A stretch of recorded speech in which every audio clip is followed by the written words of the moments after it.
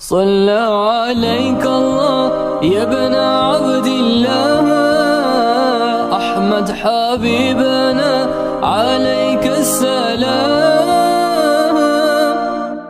ہر قسم کی حمد و ثنا اللہ رب ذوالجلال کی ذات بابرکات کے لیے. بے شمار لاتعداد رحمتیں اور برکتیں ہوں، بے شمار درود و سلام ہو نبی دو جہاں خاتم الانبیاء حضرت محمد رسول اللہ صلی اللہ علیہ وآلہ وسلم کی ذات گرامی پر. سامعین ذی وقار، اللہ رب العزت اپنے بندوں پر بہت سی نعمتیں بھی نازل فرماتا ہے، بہت ساری اس کی مشکلات، مصیبتیں، پریشانیاں اس میں اللہ تعالیٰ انسان کو نوازتا بھی ہے. لیکن اس کے ساتھ ساتھ اللہ تعالیٰ اپنے بندوں کو کسی تکلیف اور مصیبت کے ساتھ بعض مرتبہ آزماتا بھی ہے. وَلَنَبْلُوَنَّكُمْ بِشَيْءٍ مِّنَ الْجُوعِ وَالْخَوْفِ وَالنَّقْصِ مِّنَ الْأَمْوَالِ وَالثَّمَرَاتِ.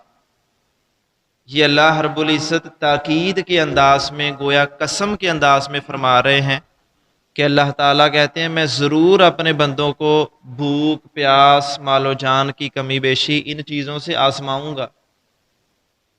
تو یہ اگر ہمارا کوئی نقصان ہوتا ہے، کوئی اللہ کی طرف سے مصیبت کا شکار ہوتے ہیں، چیزوں کی کمی کا شکار ہو جاتے ہیں، کوئی قحط سالی ہوتی ہے، کوئی سیلاب ہوتا ہے، کوئی زلزلہ ہوتا ہے، بہت سارے اس کے جہاں دیگر اسباب ہیں، ایک سبب یہ بھی ہوتا ہے کہ اللہ تعالیٰ اس کے ذریعے ایک بندے کی آزمائش فرماتا ہے.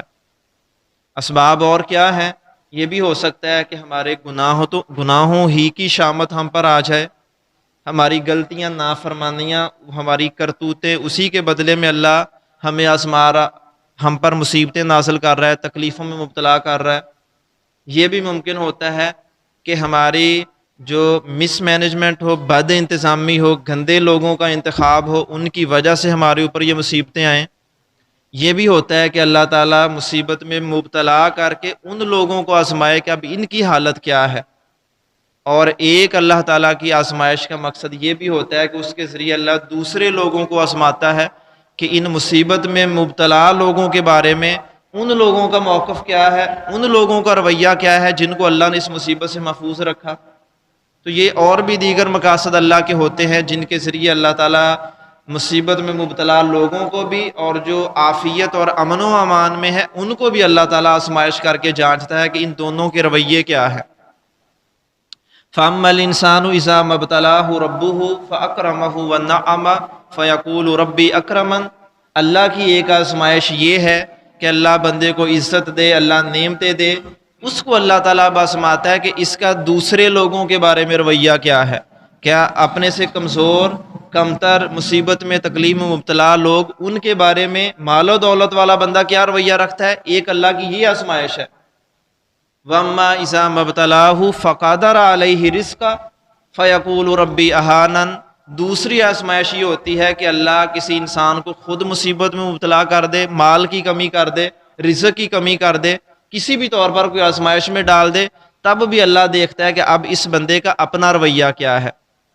تو یہ آزمائشیں ہماری زندگی کا حصہ ہیں.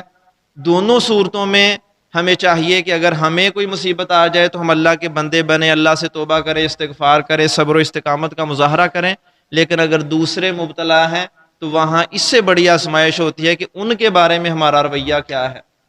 کیا ہم بھول چکے کہ وہ مصیبت میں مبتلا ہیں، ہم عافیت میں ہیں تو وہ گلتے رہیں، سڑتے رہیں، مرتے رہیں، جو ہوتا ہے ہو جائے، میں تو امن و امان میں ہوں؟ یہ رویہ اللہ تعالیٰ کو قطعاً ناپسند ہے. ایسے رویے والے لوگ اللہ کی نظر میں متکبر، لاپرواہ لوگ ہیں. اللہ تعالیٰ نے قرآن پاک میں کئی مقامات پر یہ ارشاد فرمایا کہ تمہارا مال، تمہاری نعمتیں، یہ سب کچھ اصل میں تمہارا نہیں ہے. اس میں اللہ تعالیٰ نے محروم، مسکین، سائلین، مبتلا جو تکلیفوں میں ہیں ان سب کا اللہ نے حق رکھا ہے. سورہ معارج میں اللہ رب العزت ارشاد فرما رہے ہیں وَالَّذِينَ فِي أَمْوَالِهِمْ حَقٌّ مَعْلُومٌ.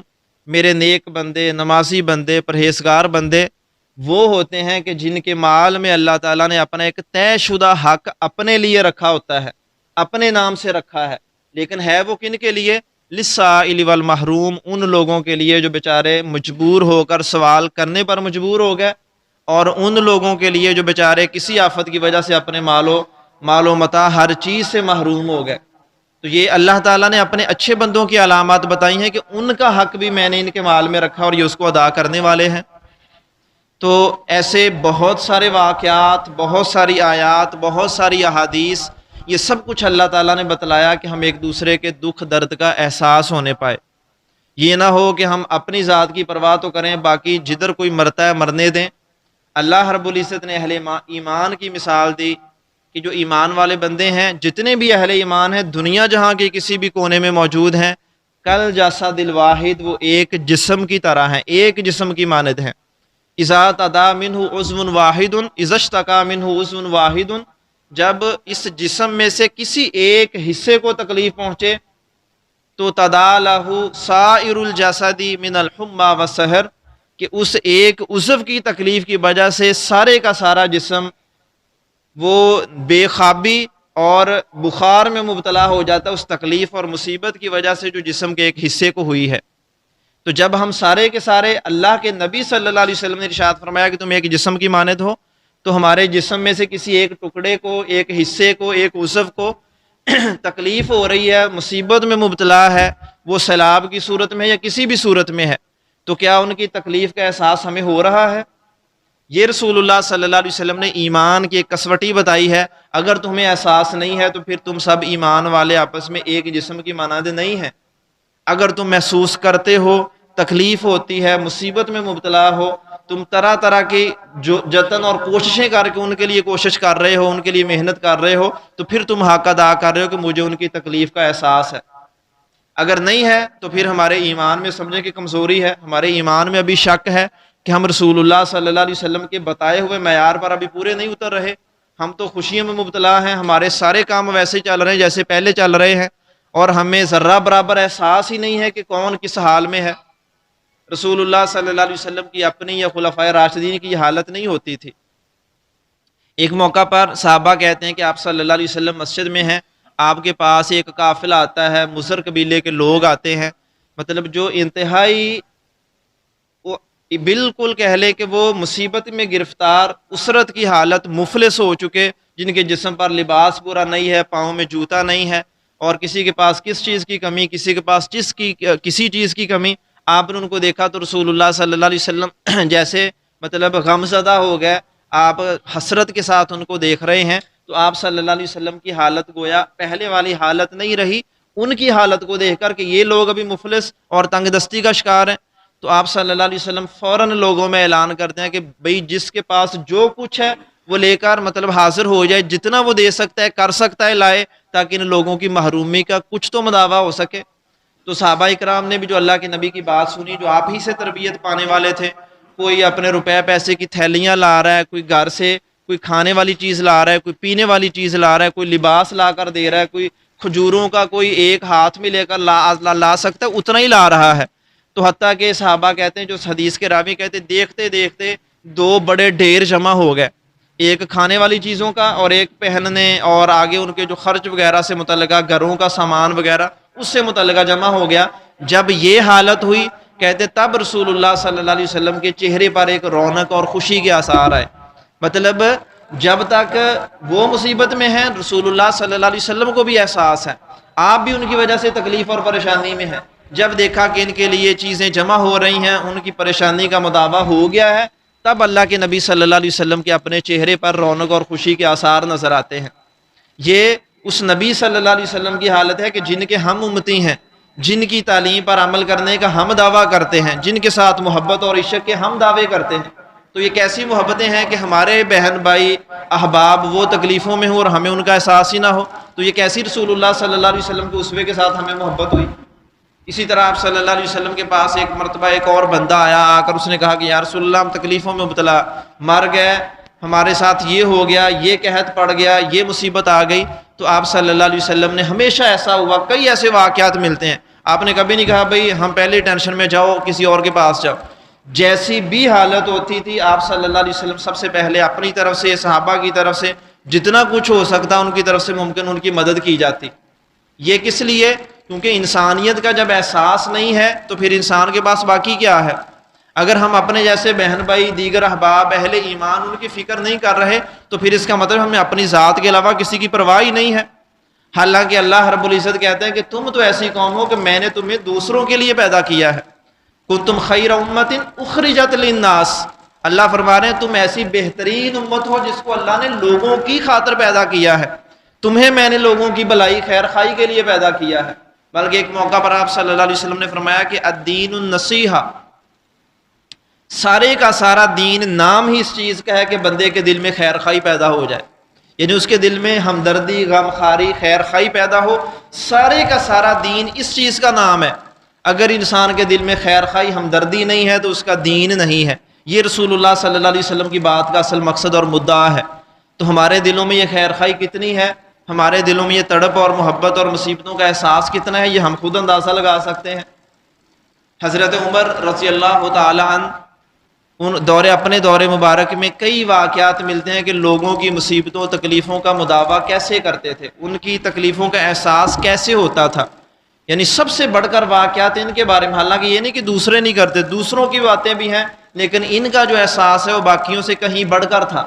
حکمران وقت بھی ہیں، خلیفۃ المسلمین بھی ہیں، ساری حیثیتیں ہیں، لیکن اس کے باوجود راتوں کو گلیوں میں چوکی دار کی طرح گشت خلیفۃ المسلمین کرتا ہے۔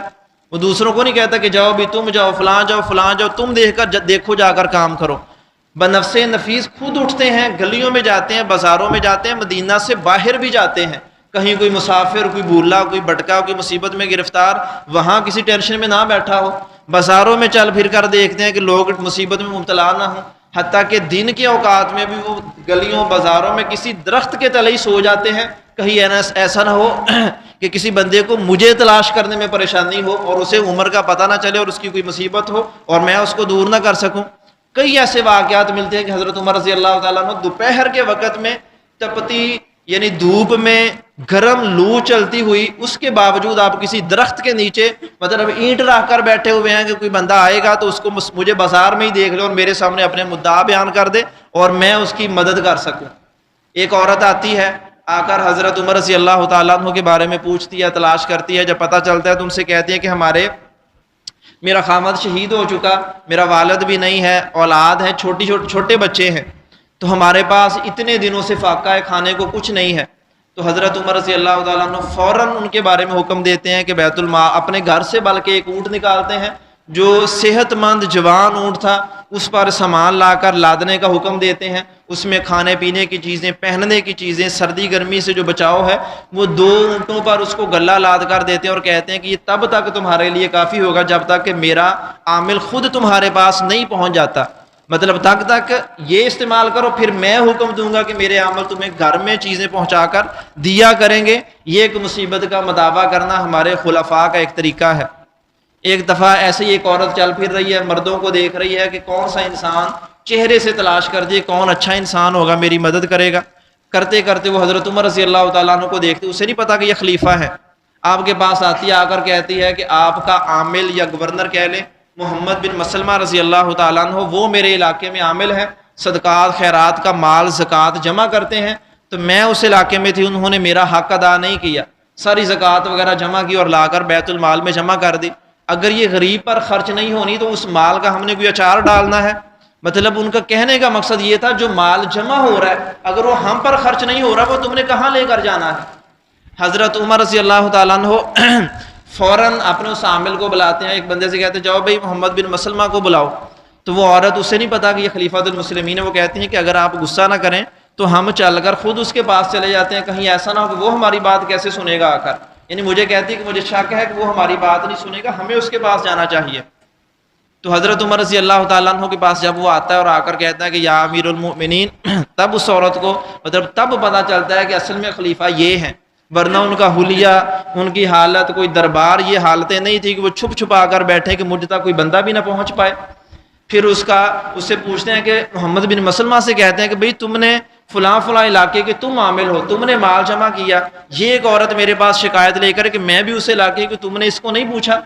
وہ جب اپنا کوئی عذر پیش کرتے ہیں حضرت عمر فرماتے ہیں فوراً جاؤ اتنا اتنا مال فلاں فلاں چیز اسے دو، اب میں تمہیں دوبارہ اس جگہ کا عامل نہیں بناؤں گا۔